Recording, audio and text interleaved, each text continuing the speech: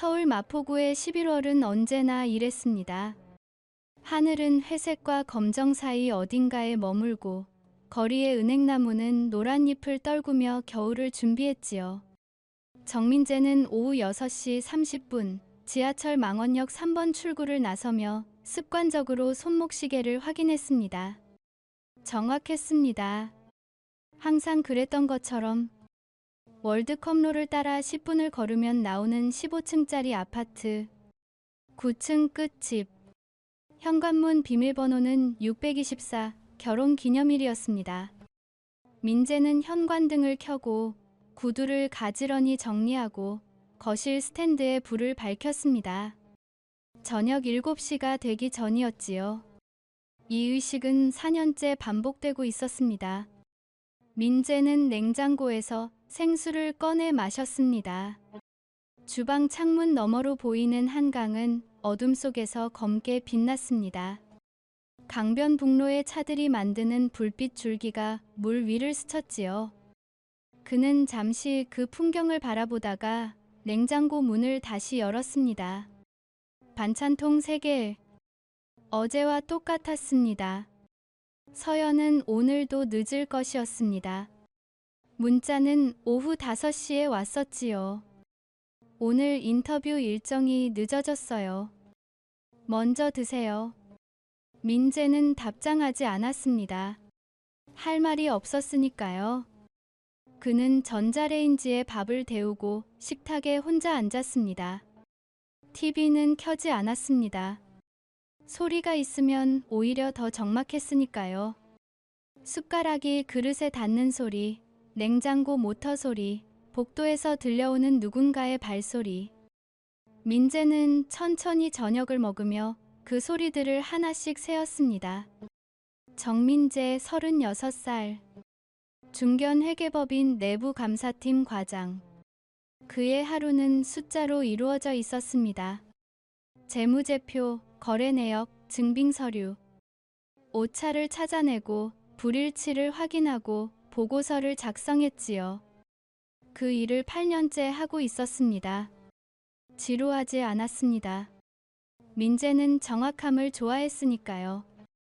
숫자는 거짓말을 하지 않았습니다. 감정도 없었고 변명도 없었습니다. 1 더하기 1은 언제나 이었지요. 민재는 그런 세계가 편했습니다. 하지만 집으로 돌아오면 숫자로 설명할 수 없는 것들이 있었습니다. 민재는 설거지를 마치고 거실 소파에 앉았습니다. 커피 테이블 위에 놓인 서연의 노트북이 눈에 들어왔지요. 검은색 맥북, 화면에는 먼지가 살짝 앉아 있었습니다. 며칠째 켜지지 않은 것 같았습니다. 그는 시선을 돌렸습니다. 창밖으로 비가 내리기 시작했습니다. 가랑비였지요. 민재는 창가로 다가가 유리에 이마를 기댔습니다. 차가웠습니다. 빗방울이 유리를 타고 흘러내렸고 그는 그 궤적을 눈으로 따라갔습니다. 서연과 처음 만난 건 5년 전이었습니다. 친구의 소개였지요. 홍대 근처의 작은 와인바. 서연은 늦게 도착했고 민재는 먼저 와서 기다리고 있었습니다. 그녀는 숨을 헐떡이며 사과했고 민재는 괜찮다고 웃었습니다. 저 항상 이래요. 시간 약속 못 지키는 거. 서연은 솔직하게 말했습니다. 저는 항상 일찍 와요. 민재도 솔직하게 대답했지요. 그들은 정반대였습니다. 서연은 잡지사 에디터였고 민재는 회계사였습니다. 서연은 즉흥적이었고 민재는 계획적이었습니다. 서연은 말이 많았고 민재는 듣는 편이었지요. 그런데도 잘 맞았습니다. 처음에는 민재는 창문에서 물러나 다시 소파에 앉았습니다. 휴대폰을 꺼내 시간을 확인했지요. 오후 8시 40분. 서연은 보통 10시쯤 들어왔습니다. 요즘은 더 늦을 때도 있었습니다. 민재는 휴대폰을 내려놓고 천장을 올려다봤습니다. 언제부터였을까요? 서연이 집에 있어도 집에 없는 것 같다고 느낀 게, 같은 공간에 있어도 다른 세계에 있는 것 같다고 느낀 게, 대화를 나눠도 아무것도 전달되지 않는다고 느낀 게, 민재는 정확한 날짜를 알고 싶었습니다. 데이터가 필요했지요. 하지만 감정에는 타임스탬프가 없었습니다. 비는 계속 내렸습니다. 민재는 일어나 서재로 갔습니다. 작은 방이었지요. 책장 하나, 책상 하나, 그리고 의자 하나. 그는 책상 서랍을 열고 오래된 수첩 하나를 꺼냈습니다. 결혼 전에 쓰던 것이었습니다. 마지막 페이지에 적힌 문장이 있었습니다. 행복은 계산할 수 없다. 서연이 써준 것이었습니다. 청혼을 받던 날 밤, 그녀가 장난스럽게 그의 수첩에 남긴 말이었지요. 민재는 그때 웃었습니다. 그리고 지금은 그 문장을 보며 아무 감정도 느끼지 못했습니다. 그는 수첩을 덮고 다시 서랍에 넣었습니다. 10시 15분 현관문이 열렸습니다. 다녀왔어요. 서연의 목소리였습니다. 피곤해 보였지요. 민재는 거실에서 대답했습니다. 응. 저녁은 회사에서 먹었어요. 서연은 가방을 소파에 던지고 화장실로 향했습니다. 민재는 그녀의 뒷모습을 봤습니다. 검은색 코트, 회색 머플러. 머리는 느슨하게 묶여 있었고 어깨는 축 처져 있었지요. 물소리가 들렸습니다. 샤워하는 소리. 민재는 주방으로 가서 물을 끓였습니다. 서연은 샤워 후에 따뜻한 차를 좋아했으니까요. 캐모마일 티백을 컵에 넣고 기다렸습니다. 15분 후 서연이 나왔습니다. 잠옷 차림이었지요. 고마워요. 그녀는 차를 받아들고 한 모금 마셨습니다. 오늘 많이 힘들었어요. 민재가 물었습니다. 응. 인터뷰이가 갑자기 마음을 바꿔서 처음부터 다시 해야 했어요. 서연은 짧게 대답했습니다. 더 이상 말하지 않았지요. 민재도 더 묻지 않았습니다. 침묵이 흘렀습니다. 먼저 잘게요. 서연은 차를 다 마시지도 않고 침실로 들어갔습니다. 민재는 고개를 끄덕였습니다. 그는 홀로 거실에 남았습니다.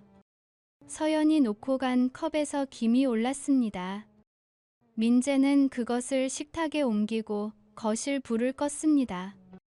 어둠 속에서 그는 다시 창밖을 봤습니다. 비는 그쳤지만 거리는 여전히 젖어 있었습니다. 가로등 불빛이 아스팔트에 반사되어 흐릿하게 번졌지요. 멀리서 구급차 사이렌 소리가 들렸습니다. 누군가의 긴급한 밤이었을 것입니다. 민재는 생각했습니다. 우리에게도 긴급한 순간이 있었을까요? 사이렌이 울렸어야 할 때가 있었을까요? 아니면 이미 너무 늦었을까요? 그는 알 수 없었습니다. 확신할 수 없었지요. 하지만 한 가지는 확실했습니다. 이 집에는 더 이상 숨소리가 없다는 것. 두 사람이 살고 있지만 살아있는 느낌이 없다는 것. 대화가 있어도 침묵만 남는다는 것. 민재는 깊게 숨을 들이쉬었습니다. 그리고 천천히 내쉬었지요. 그 숨소리마저 공허하게 울렸습니다. 11월의 마지막 주말이었습니다. 민재는 토요일 아침 일찍 일어났습니다. 서연은 여전히 잠들어 있었지요. 그는 조용히 침실을 나와 커피를 내렸습니다. 창밖으로 보이는 하늘은 맑았습니다.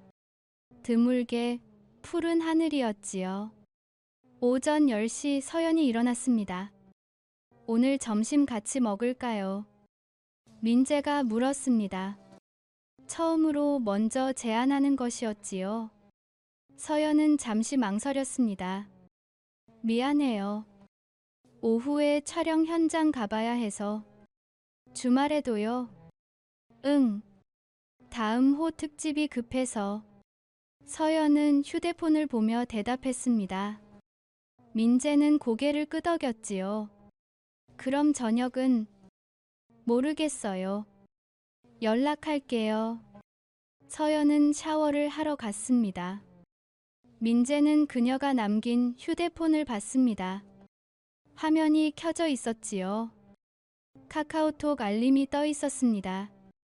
발신자 박준호. 민재는 그 이름을 기억했습니다. 대학 시절 동아리 선배였습니다. 영상 제작 동아리. 민재는 1년만 활동했고 박준호는 4년 내내 회장을 했었지요. 사교적이고 말을 잘하고 사람들에게 인기가 많았던 사람이었습니다. 졸업 후로는 연락이 끊겼었습니다.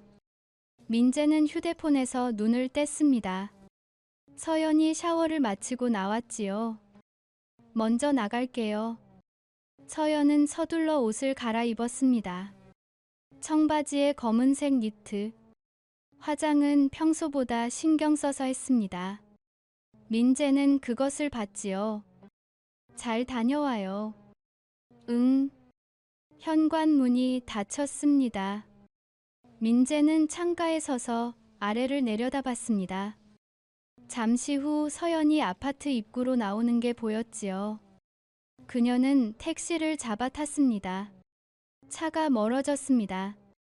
민재는 거실로 돌아왔습니다. 박준호.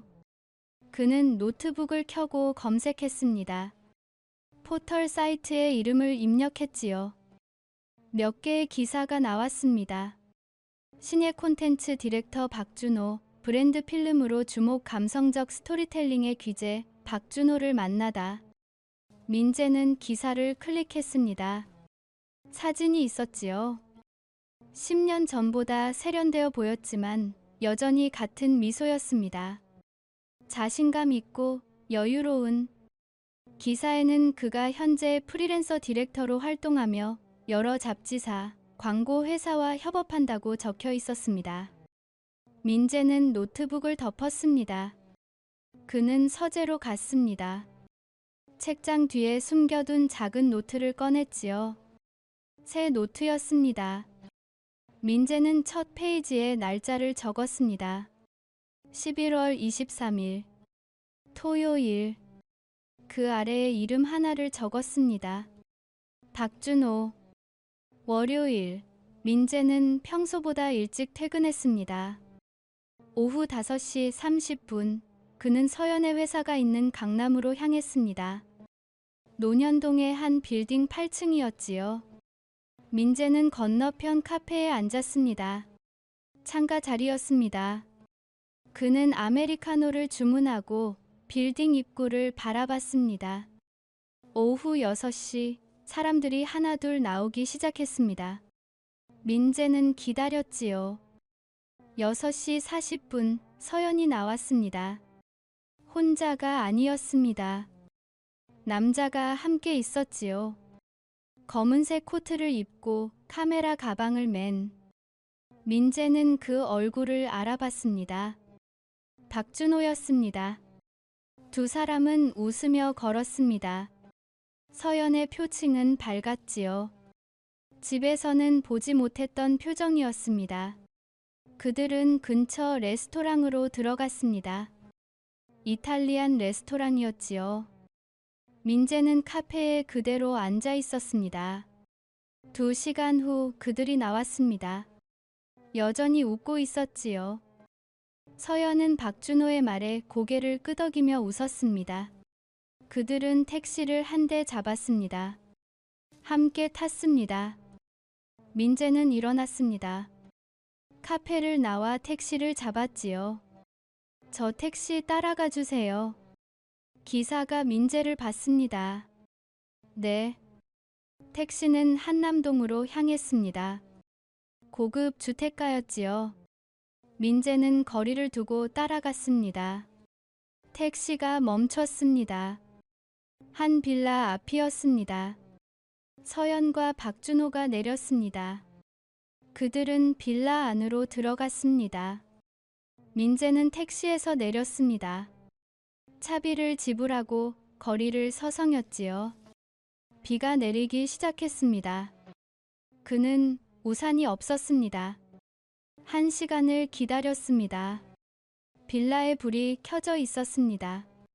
3층이었지요. 커튼 사이로 그림자가 움직였습니다. 민재는 돌아섰습니다.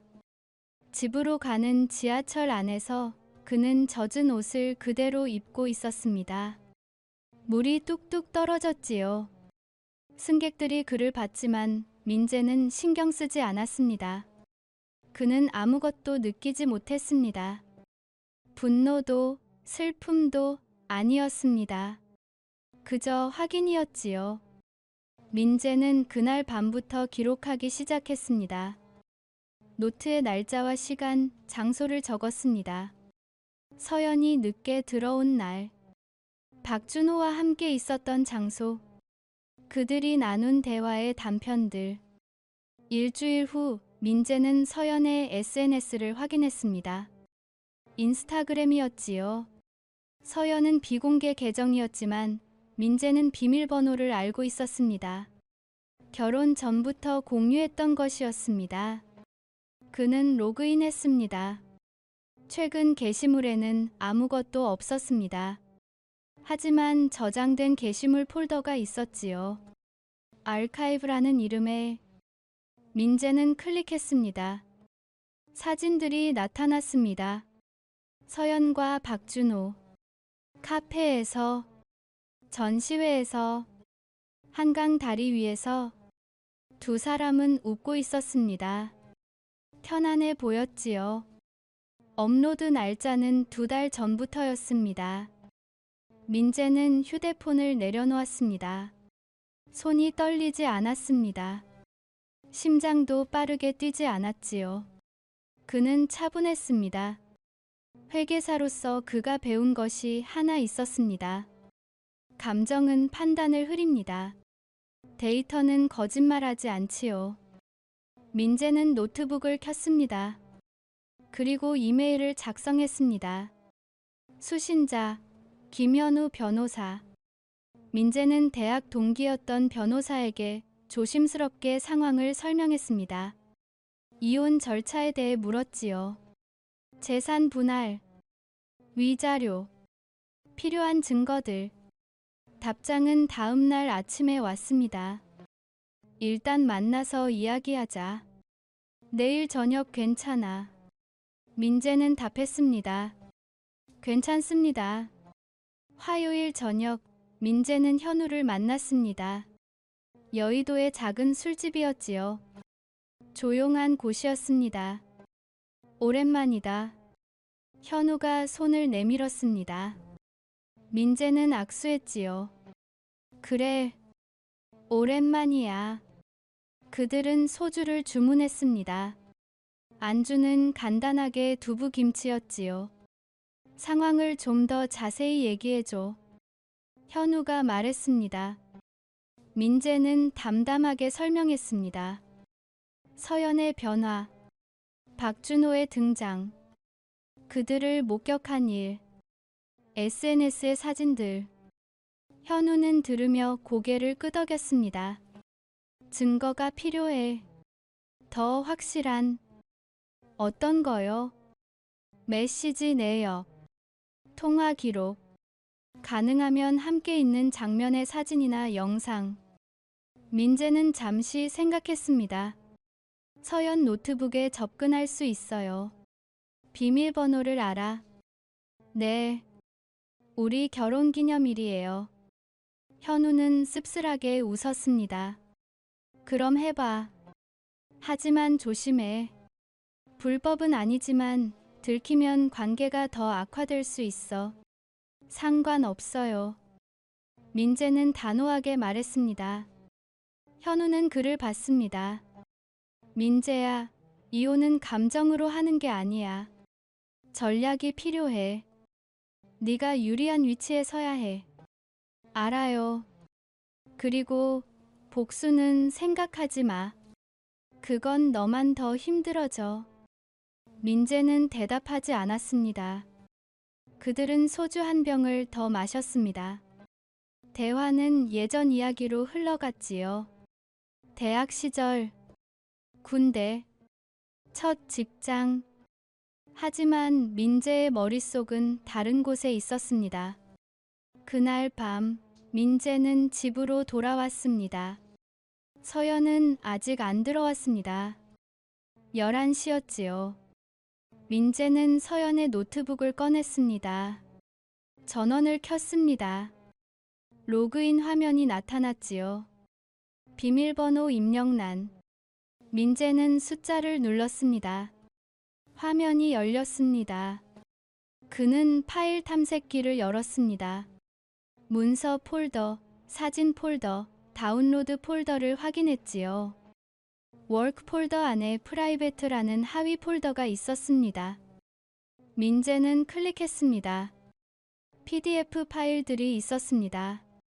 여행 계획서, 레스토랑 예약 확인서, 그리고 스크린샷 이미지들. 민재는 하나를 열었습니다. 카카오톡 대화 내용이었습니다. 박준호, 오늘 정말 좋았어. 너랑 있으면 시간 가는 줄 모르겠어. 서연, 나도. 이렇게 편한 사람 처음이야. 박준호, 남편한테는 말 안 했지. 서연, 당연하지. 걱정 마. 민재는 다음 파일을 열었습니다. 더 많은 대화들이 있었지요. 애정 표현, 만남 약속, 그리고 박준호, 이번 주말에 제주도 어때? 내가 예약할게. 서연, 좋아. 민재한테는 출장이라고 할게. 민재는 노트북을 덮었습니다. 그는 일어나 화장실로 갔습니다. 세면대에 손을 짚고 거울 속 자신을 봤지요. 창백한 얼굴이었습니다. 눈은 충혈되어 있었습니다. 하지만 표정은 평온했습니다. 민재는 찬물로 얼굴을 씻었습니다. 그리고 다시 거실로 나왔습니다. 노트를 펼쳤습니다. 새로운 페이지에 적었습니다. 증거 확보 완료. 다음 단계, 실행. 현관문이 열렸습니다. 서연이 들어왔습니다. 다녀왔어요. 응. 저녁은 먹었어요. 민재는 웃었습니다. 그래, 고생했어요. 서연은 이상하다는 듯 그를 봤습니다. 응. 그녀는 침실로 들어갔습니다. 민재는 거실에 홀로 남았습니다. 창밖은 어두웠습니다. 별이 보이지 않았지요. 하지만 민재의 눈은 밝았습니다. 이제 시작이었습니다. 12월 첫째 주 수요일, 민재는 회사에 반차를 냈습니다. 오전 10시, 그는 서초동의 한 법률사무소에 앉아 있었습니다. 현우의 사무실이었지요.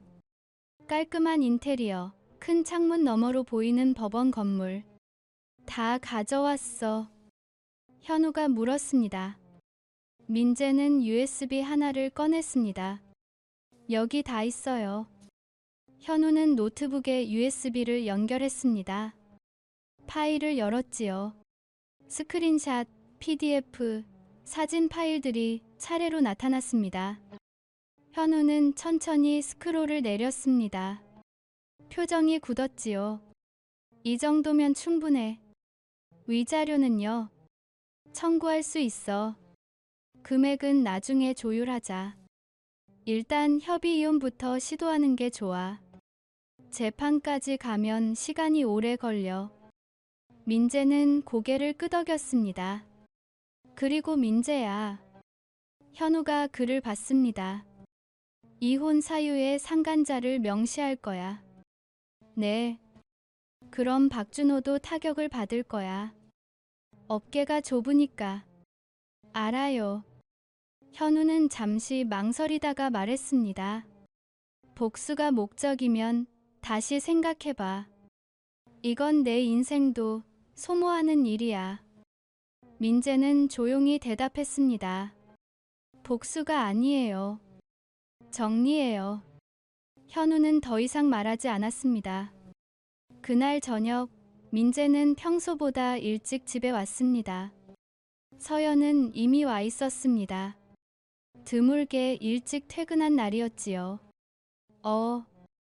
오늘 일찍 왔네요. 서연이 말했습니다. 응. 할 일이 있어서. 민재는 가방을 내려놓고 서연을 봤습니다. 얘기 좀 하자. 무슨 얘기? 서연의 목소리가 조금 긴장했습니다. 앉아요. 민재는 식탁을 가리켰습니다. 서연은 천천히 의자에 앉았지요. 민재도 마주 앉았습니다. 그는 USB를 꺼내 테이블 위에 놓았습니다. 이게 뭐예요? 열어봐요. 서연은 USB를 들었습니다. 손이 미세하게 떨렸지요. 지금요. 응. 서연은 노트북을 가져왔습니다. USB를 연결했습니다. 파일이 열렸지요. 첫 번째 폴더, 메시지 기록. 두 번째 폴더, 사진. 세 번째 폴더, 일정 및 예약 내역. 서연의 얼굴이 하얗게 변했습니다. 그녀는 첫 번째 파일을 클릭했습니다. 자신과 박준호의 대화가 나타났지요. 스크롤을 내렸습니다. 더 많은 대화들. 제주도 여행 계획. 호텔 예약 확인서. 이걸 어떻게? 서연의 목소리가 떨렸습니다. 중요한 건 어떻게가 아니에요. 민재는 차분하게 말했습니다. 중요한 건 사실이죠. 서연은 고개를 들었습니다. 눈에 눈물이 맺혔지요. 민재 씨, 언제부터였어요? 민재가 물었습니다. 목소리에는 감정이 없었습니다. 3달 전이에요. 박준호가 먼저 접근했나요? 아니요. 우연히 촬영장에서 만났어요. 우연. 민재는 그 단어를 되풀이했습니다. 서연은 울기 시작했습니다. 미안해요. 정말 미안해요. 나도 모르게. 민재가 끊었습니다. 제주도 여행은 모르게 간 거예요. 한남동 그 집은 모르게 간 거예요. 서연은 대답하지 못했습니다. 민재는 일어났습니다. 이혼할 거예요. 뭐? 변호사는 이미 선임했어요. 협의 이혼 서류 준비 중이에요. 서연이 벌떡 일어났습니다. 잠깐, 민재 씨. 이야기 좀 해요. 제발. 할 이야기 없어요. 있어요. 내가 왜 그랬는지. 우리가 어떻게 여기까지 왔는지. 민재는 그녀를 봤습니다. 그게 중요해요. 중요하죠. 나한테는 안 중요해요. 민재는 침실로 들어갔습니다. 서연이 따라왔지요. 민재 씨, 제발. 한 번만 더 기회를 줘요. 기회요. 민재는 옷장에서 가방을 꺼냈습니다. 나한테 기회가 있었나요? 당신이 박준호 만날 때 나한테 말할 기회는 줬나요? 서연은 말을 잇지 못했습니다. 민재는 옷가지를 가방에 넣기 시작했습니다. 뭐 하는 거예요? 당분간 다른 데서 지낼 거예요. 민재 씨. 서연이 그의 팔을 잡았습니다. 민재는 멈췄지요. 놔줘요. 싫어요. 이렇게 끝낼 순 없어요. 민재는 그녀의 손을 떼어냈습니다. 강하지 않게, 하지만 단호하게. 이미 끝났어요. 당신이 끝낸 거예요. 그는 가방을 들고 현관으로 향했습니다. 서연은 그 뒤를 따라 울며 말했습니다. 사랑했어요. 정말로 처음엔 당신을 사랑했어요. 민재는 신발을 신으며 대답했습니다. 나도 그랬어요. 현관문이 닫혔습니다. 민재는 성북동의 작은 원룸을 얻었습니다. 회사 근처였지요. 깨끗하고 조용한 곳이었습니다. 가구는 최소한만 있었습니다. 침대, 책상, 옷장. 그는 짐을 풀지 않았습니다. 가방을 구석에 놓고 창가에 섰지요. 밖은 어두웠습니다. 성북동 언덕 아래로 서울의 불빛이 펼쳐져 있었습니다. 민재는 휴대폰을 꺼냈습니다. 현우에게 문자를 보냈습니다. 집 나왔습니다. 이혼 서류 진행해주세요. 답장은 금방 왔습니다. 알았어. 내일 만나자. 민재는 휴대폰을 내려놓았습니다. 그리고 노트북을 켰습니다. 포털 사이트에 접속했지요. 검색창에 입력했습니다. 박준호 콘텐츠 디렉터. 결과가 나왔습니다. 그의 개인 홈페이지, 링크드인, 인스타그램. 민재는 링크드인을 클릭했습니다. 박준호의 경력이 상세히 나와 있었습니다. 협업한 브랜드들, 수상 경력, 진행 중인 프로젝트들. 민재는 그중 하나를 메모했습니다. 현대카드 브랜드 필름 프로젝트. 2025년 1월 론칭 예정. 그는 다른 탭을 열었습니다. 현대카드 홍보팀 이메일을 찾았지요. 공식 홈페이지에 있었습니다. 민재는 새 이메일을 작성하기 시작했습니다. 제목, 협업 디렉터 관련 제보. 수신자, 현대카드 브랜드팀. 본문을 쓰기 시작했습니다. 안녕하세요. 기사와 협업 중인 박준호 디렉터에 대해 알려드릴 사실이 있습니다. 민재는 잠시 멈췄습니다. 손가락이 키보드 위에서 멈춰 있었지요. 그는 생각했습니다. 이게 맞는 걸까요? 이게 정말 복수가 아니라 정리일까요? 하지만 그는 계속 입력했습니다. 해당 디렉터는 기혼 여성과 부적절한 관계를 유지하며 업무 외적인 행위로 인해 신뢰성에 문제가 있습니다. 첨부 파일을 확인해 주시기 바랍니다. 민재는 증거 파일 중 일부를 첨부했습니다. 박준호와 서연의 대화 내용, 여행 일정, 사진.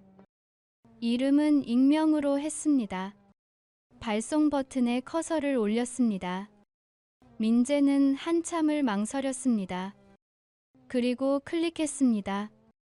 전송되었습니다.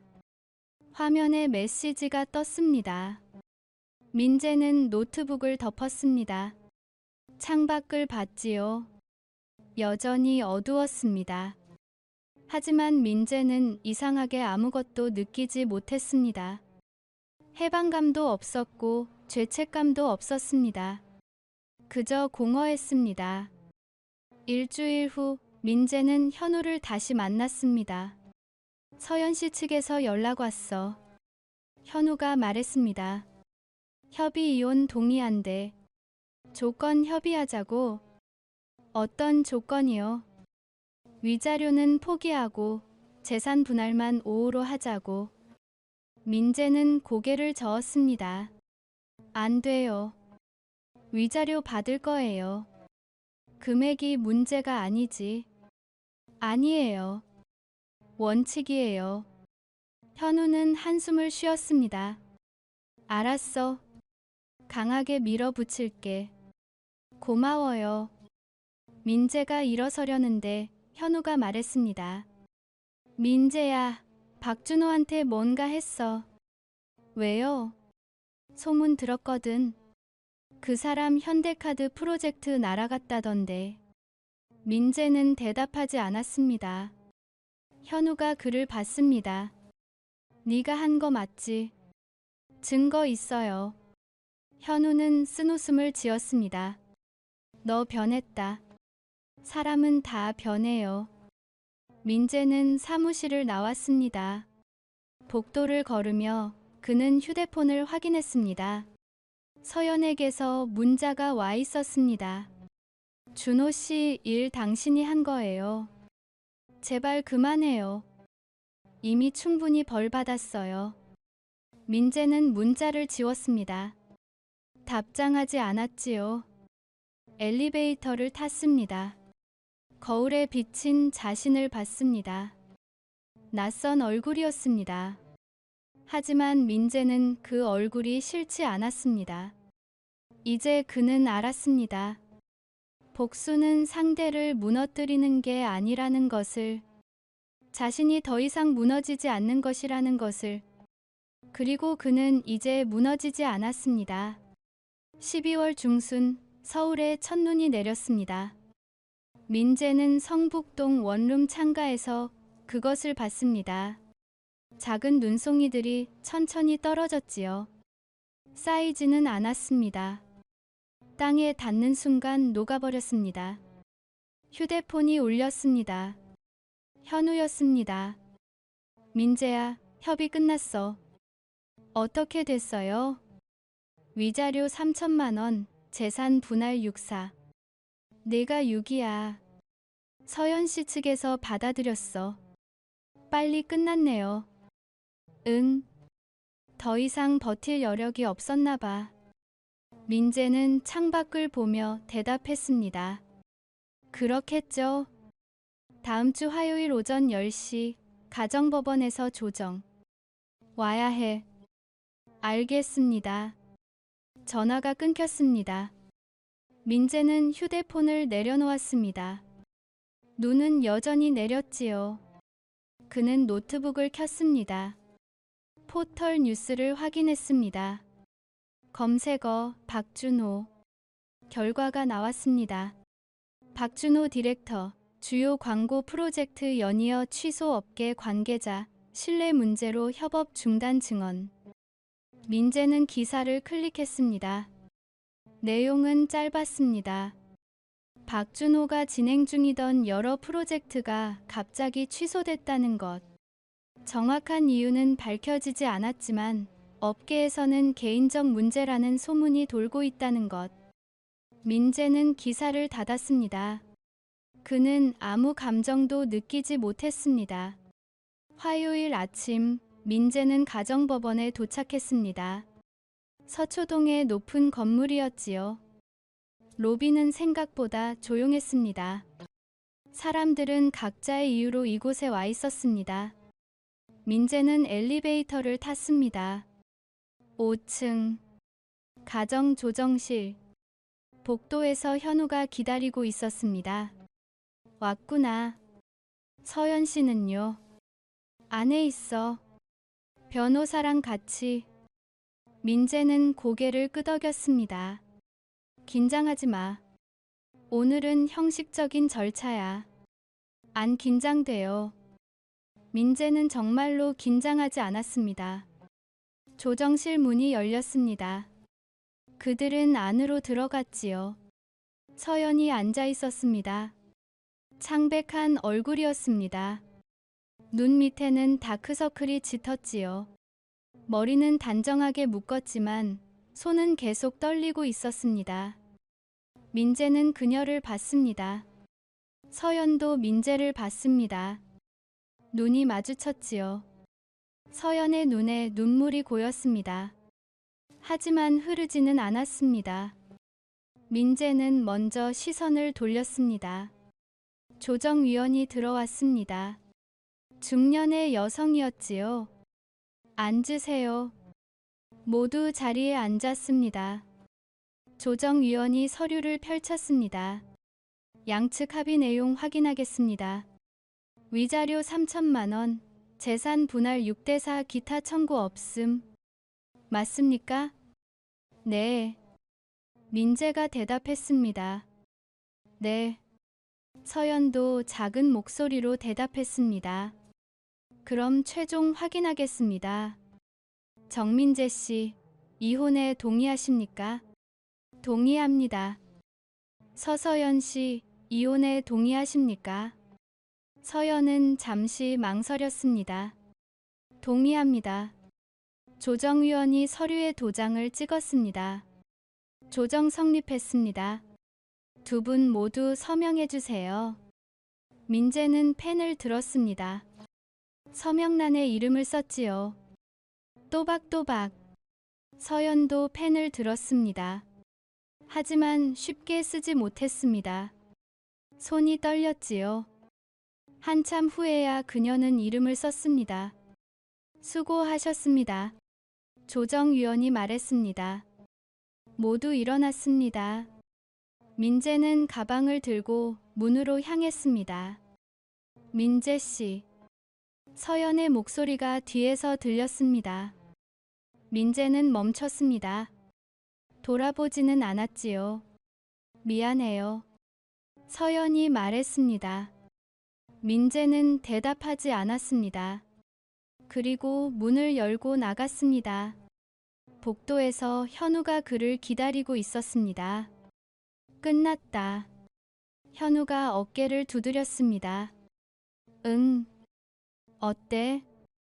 별로. 뭐가? 아무 느낌이 없어. 현우는 민재를 봤습니다. 그게 정상이야. 지금은. 그들은 법원을 나왔습니다. 밖은 추웠지요. 하늘은 회색이었습니다. 커피 마실래? 현우가 물었습니다. 아니, 회사 가봐야 해. 오늘은 쉬지 그래. 일하는 게 나아요. 현우는 더 이상 말하지 않았습니다. 고마웠어, 현우야. 천만에. 힘들면 언제든 연락해. 민재는 고개를 끄덕이고 지하철역으로 향했습니다. 그날 저녁, 민재는 회사에서 늦게까지 일했습니다. 재무제표를 검토했지요. 숫자들이 눈앞에 펼쳐졌습니다. 익숙한 세계였습니다. 오후 9시, 그는 퇴근했습니다. 성북동으로 가는 버스에 앉았지요. 창밖으로 서울의 야경이 지나갔습니다. 휴대폰이 울렸습니다. 모르는 번호였습니다. 민재는 받았습니다. 여보세요. 민재 씨. 목소리를 알아봤습니다. 박준호였습니다. 민재는 잠시 침묵했습니다. 무슨 일이세요? 만나서 얘기 좀 할 수 있을까요? 할 얘기 없는데요. 제발요. 딱 10분만. 민재는 생각했습니다. 어디서요? 홍대 근처 카페. 지금 갈 수 있어요. 알겠습니다. 전화가 끊겼습니다. 민재는 버스에서 내렸습니다. 반대편 정류장에서 홍대행 버스를 탔지요. 카페는 한적했습니다. 박준호는 구석 자리에 앉아 있었습니다. 예전보다 수척해 보였지요.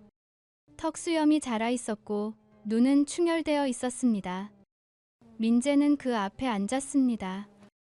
오래간만입니다. 박준호가 말했습니다. 그러네요. 민재는 차갑게 대답했습니다. 박준호는 커피잔을 만지작거렸습니다. 제가 다 망쳤어요. 알고 있어요. 민재 씨가 한 거죠. 현대카드, 다른 프로젝트들. 민재는 대답하지 않았습니다. 박준호가 웃었습니다.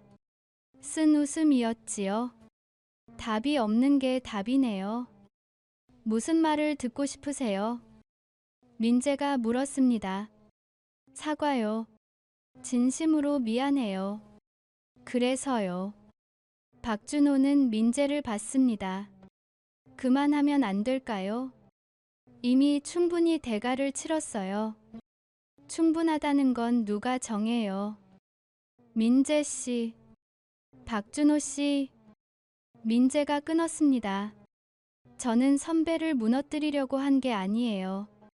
선배가 스스로 무너진 거예요. 박준호는 고개를 숙였습니다.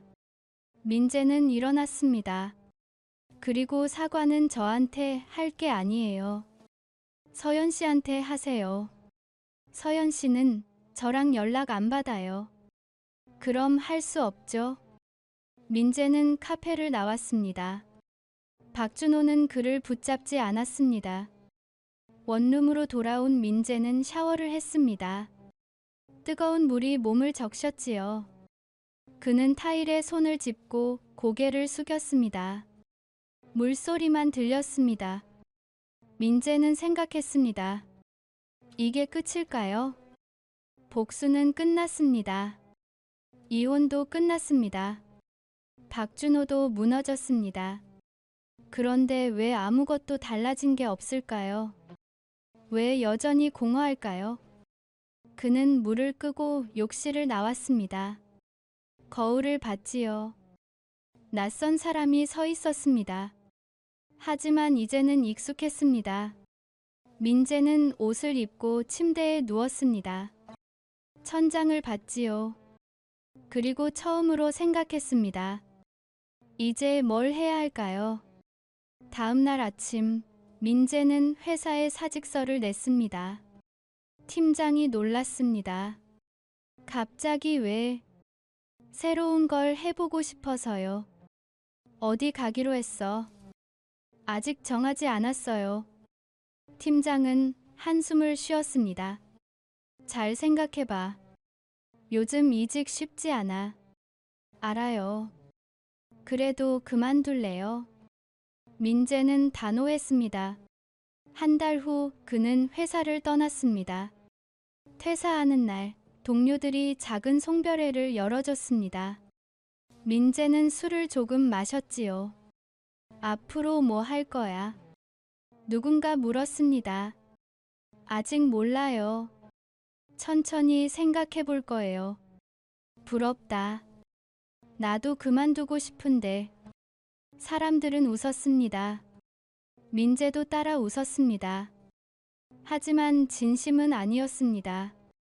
그는 아직 웃는 법을 다시 배우지 못했으니까요. 집으로 돌아오는 길, 민재는 한강을 봤습니다. 다리 위에 서서 어두운 강물을 내려다봤지요. 물은 천천히 흘렀습니다. 멈추지 않았습니다. 민재는 생각했습니다. 나도 흘러야 할까요? 어디로든. 그는 다리를 건넜습니다. 그리고 집이 아닌 다른 방향으로 걸었습니다. 어디로 가는지 몰랐습니다. 하지만 괜찮았습니다. 이제 그는 길을 잃는 것이 두렵지 않았으니까요. 1월이 왔습니다. 새해 첫날, 민재는 성북동 원룸에서 혼자 떡국을 끓였습니다. 작은 냄비에 국물이 끓었지요. 떡 몇 조각, 계란 하나, 김가루. 간단했습니다. 그는 식탁에 앉아 천천히 먹었습니다. 창밖으로 눈이 내렸습니다. 이번에는 쌓였지요. 지붕 위에, 나뭇가지 위에, 거리 위에. 민재는 그것을 보며 생각했습니다. 1년 전 이맘때 서연과 함께 떡국을 먹었었습니다. 그녀는 떡국에 만두를 넣는 걸 좋아했지요. 민재는 그냥 먹는 걸 좋아했습니다. 올해는 뭐 하고 싶어요? 서연이 물었었습니다. 글쎄, 평범하게 살고 싶어. 민재가 대답했었지요. 그건 너무 재미없잖아요. 서연이 웃었습니다. 민재도 웃었습니다. 그때는 몰랐습니다. 평범함이 얼마나 소중한지. 민재는 떡국을 다 먹고 설거지를 했습니다. 그리고 코트를 입었지요. 밖으로 나갔습니다. 북한산 입구까지 버스를 타고 갔습니다. 등산객들이 많았습니다. 가족 단위, 친구들, 연인들. 모두 새해 첫날을 맞이하러 온 사람들이었지요. 민재는 혼자 산을 올랐습니다. 천천히 걸었습니다. 숨이 찼지요. 하지만 멈추지 않았습니다. 1시간 후 중턱에 도착했습니다. 서울이 내려다 보였습니다. 눈 덮인 도시였지요. 회색 건물들, 작은 자동차들, 흐르는 한강. 민재는 벤치에 앉았습니다. 가방에서 보온병을 꺼냈습니다. 커피를 따라 마셨지요. 따뜻했습니다. 휴대폰이 울렸습니다. 현우였습니다. 새해 복 많이 받아. 너도. 뭐해? 북한산. 혼자. 응. 현우는 잠시 침묵했습니다. 괜찮아. 응. 괜찮아. 정말. 정말. 민재는 진심이었습니다.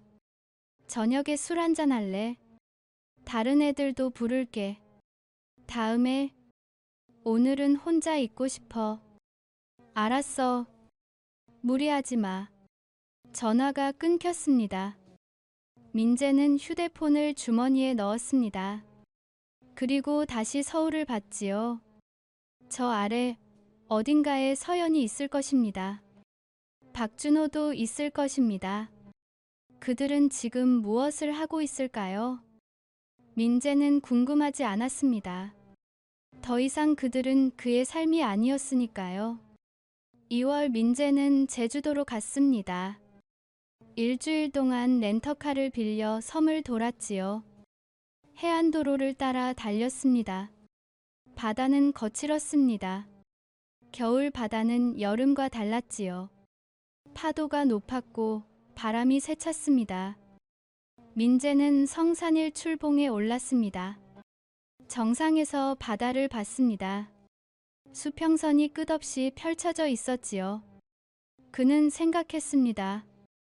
무언가를 잃는다는 것은 동시에 무언가를 얻는 것일까요?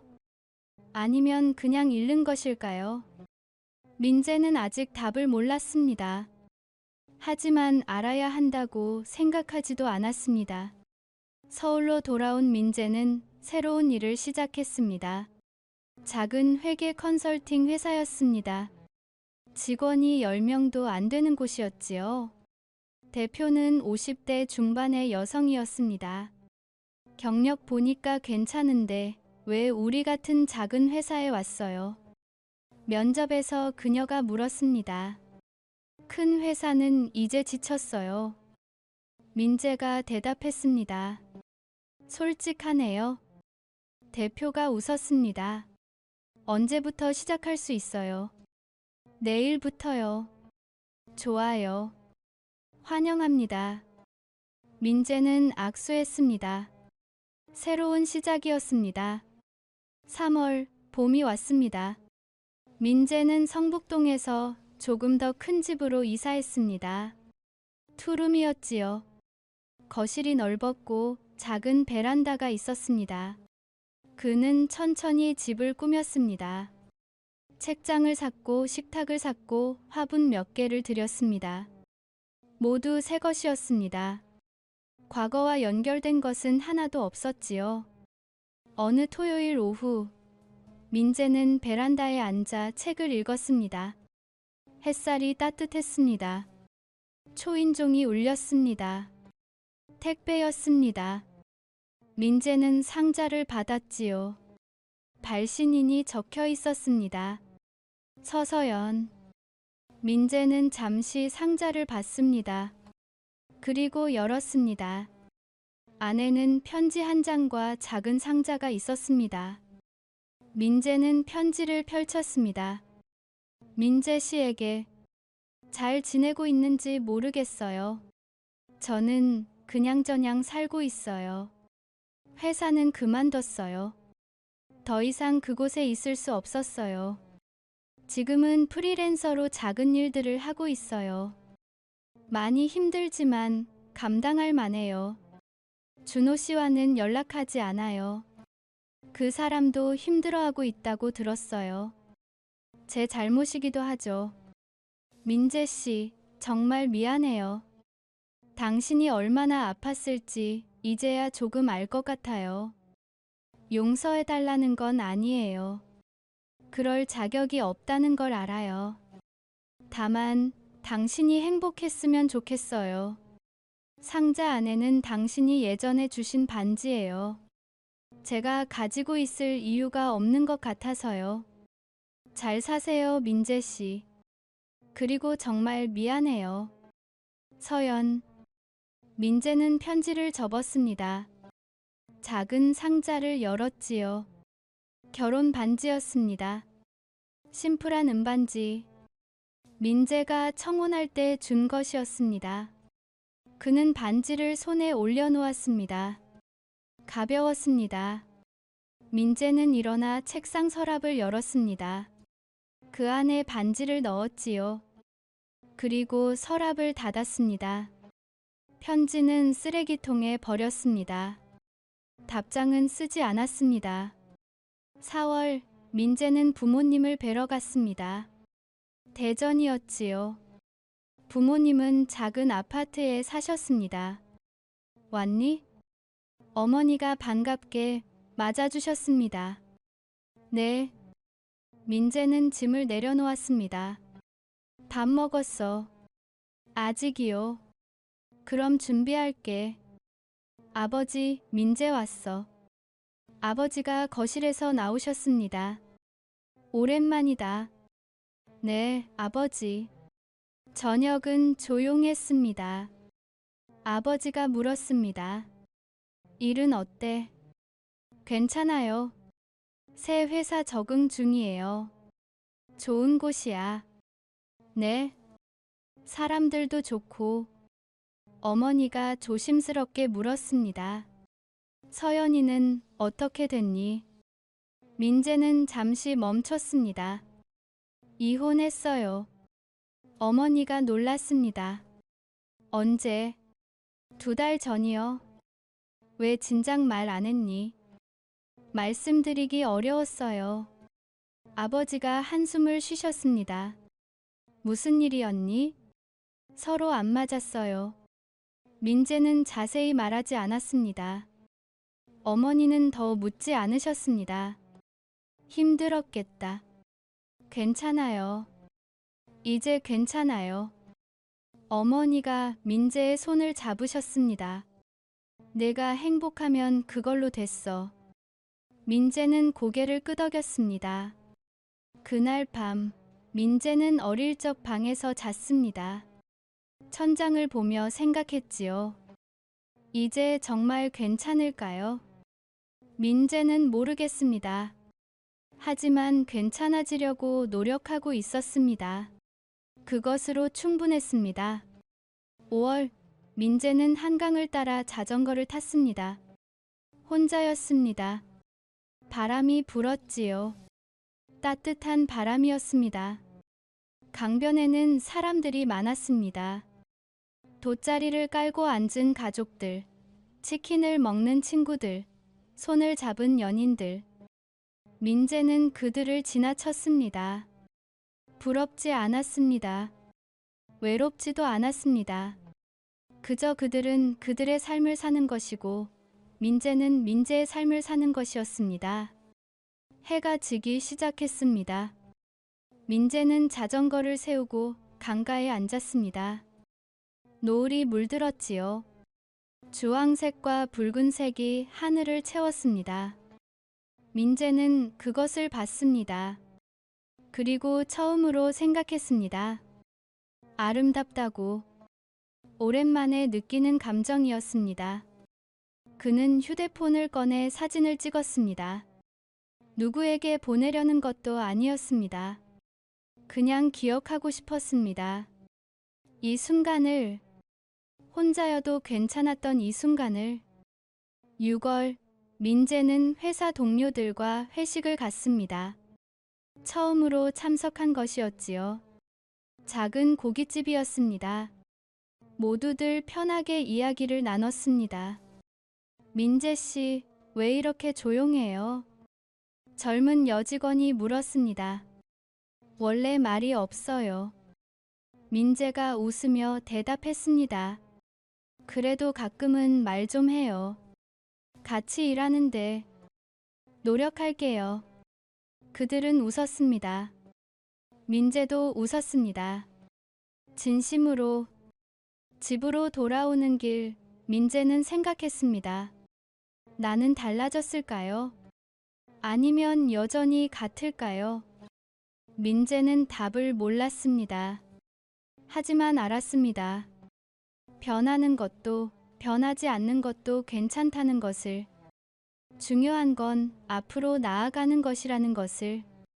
7월 어느 일요일 아침 민재는 일찍 일어났습니다. 커피를 내려 베란다로 나갔지요. 화분에 식물들이 자라고 있었습니다.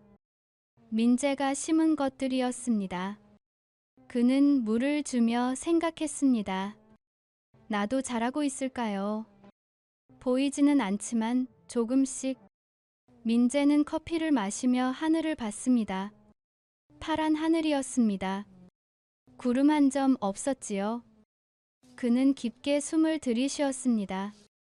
그리고 천천히 내쉬었습니다.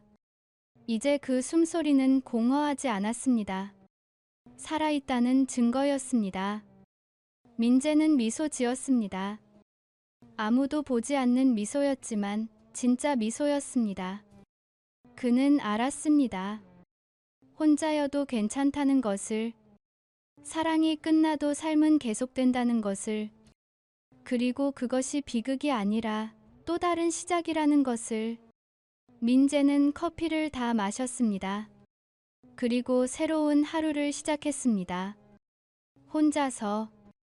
하지만 외롭지 않게. 이제 그는 혼자 서는 법을 알았으니까요.